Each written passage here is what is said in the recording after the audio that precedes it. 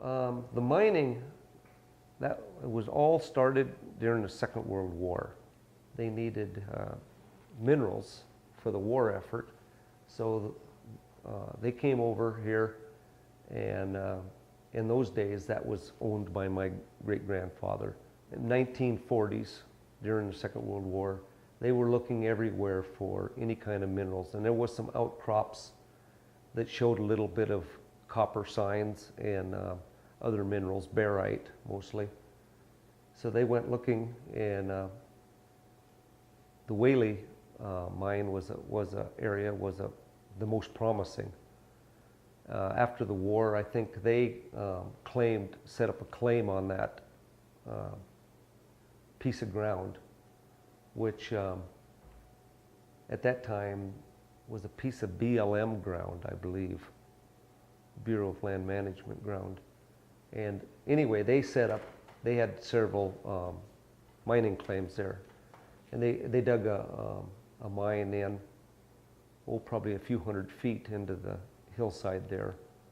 And it didn't make it, there wasn't enough ore in there to support them. So they finally let it go. And my brother and I got those mining claims back.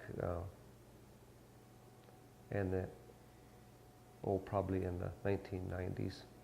No work was ever been done up there. Well, mostly what you see on the mine, which is right there, what you mostly see is exploratory cuts. They hired a bulldozer and went in there, and any place that looked promising, they just gouged it out with a bulldozer and looked and see if there was a vein of ore that looked promising. In the Whaley one, that must have been the most promising areas, because they dug considerable amounts of dirt and moved it around in that area. But if you look up any of these draws, especially Whaley here, even on this side there's cuts. In here there's a cut right here on top, and various ones, there's one there, and cuts around. But they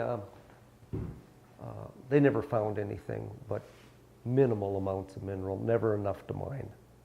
They didn't find any amounts that they could ever find any.